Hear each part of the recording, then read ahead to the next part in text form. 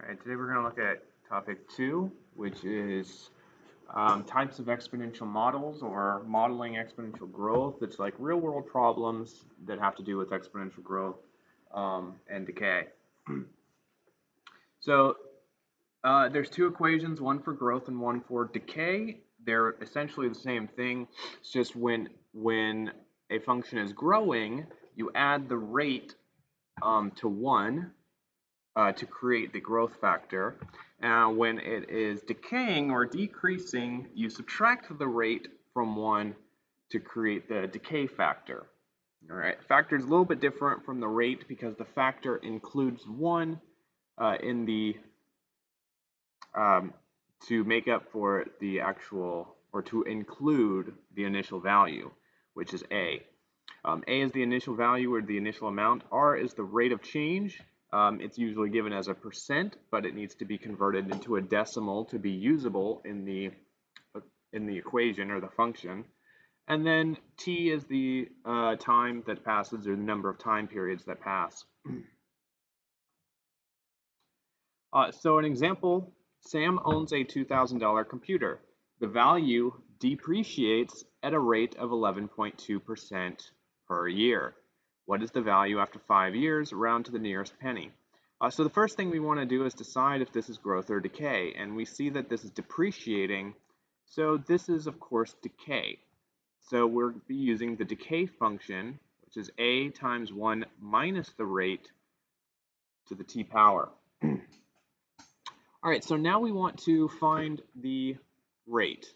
Okay, the rate here is 11.2%. which converted to a decimal is 0.112. Okay, you just divide it by 100. So this is going to be the rate. The initial value is, of course, 2,000. And the growth factor, this is decay. The decay factor, which is what will be inside the parentheses, is 1 minus the rate, which is 0.888. Just double check that. 1 minus 0.112, yeah, 0.888. All right, now this right here is what will go in the parentheses here. And this tells you the factor at which this is decaying, okay? So if this is losing 11.2% of its value per year, this tells us how much of that is left after each year. Okay, so if you're losing 11.2%, you'll have 88.8% remaining for the next year. Okay, and that's what helps us calculate all of the years, is how much is actually remaining, which is 88.8% or 0.888. So our equation would be y equals 2,000 times 0.888 to the t power. Okay, this describes how this function decays, all right? And this can be used to find the value after however many years we want, okay? So the next question asks us, what is the value after 5 years? So we will just evaluate this function at 5, at t equals 5. So y equals 2,000, 0.888 to the 5th power. And we're going to use a calculator to calculate all of this. So 0.88 to the 5th power is 0.552159856. And then multiply that by 2,000, which is 1104.319713. Since it says to round it to the nearest penny, we'll round it to the nearest cent. So 1104.32. All right, so this is how much it would be worth after 5 years, which is almost half the value. Okay, even though from year to year it's retaining 88.8% of its value, after 5 years its value has already almost been cut in half. All right, so exponential, even though 11.2% does not sound like a lot, after a couple of years, it does become quite a bit, and this is due to the fact that it's exponential. So this is an example of a decay problem. We look at number 2, the initial amount of bacteria in a culture is 2,000. The culture triples each day. How many bacteria are there after 7 days? Okay, so A, which is our, okay, well, wait 1 second. This is a growth problem because the amount is increasing. So we'll be using our growth formula, 1 plus r to the t, A times 1 plus r to the t.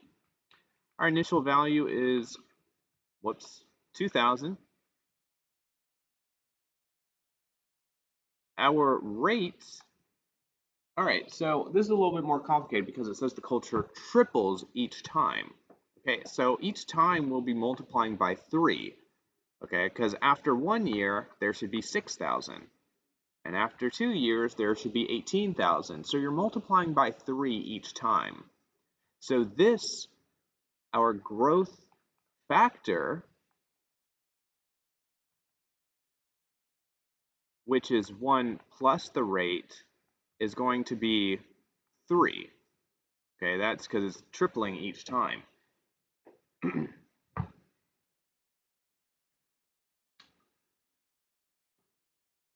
All right, so what that tells us, or 300%, okay, the growth factor is 3 or 300%.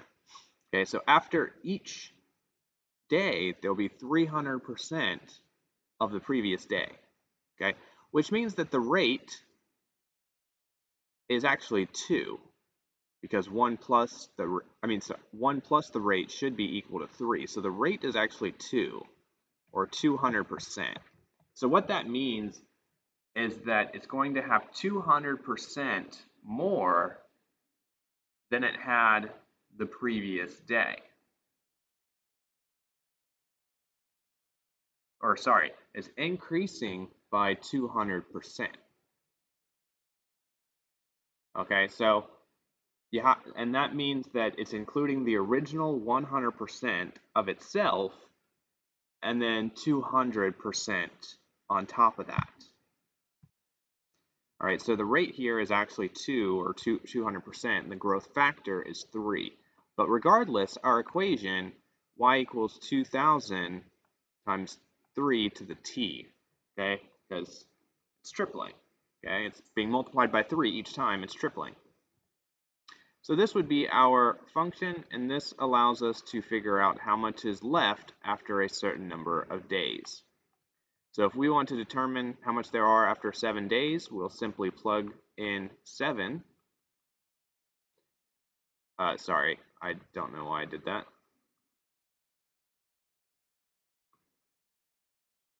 We'll plug in 7, and then we will evaluate this. So we'll do 3 to the 7th, which is 2187, and then multiply that by 2,000, which is 4,374,000.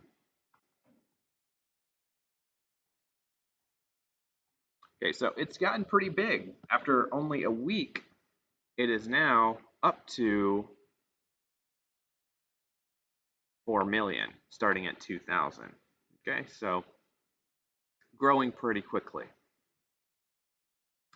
All right, now the homework assignment for this is on Canvas. It's like 5 word problems, 5 practice problems. All right, thank you very much.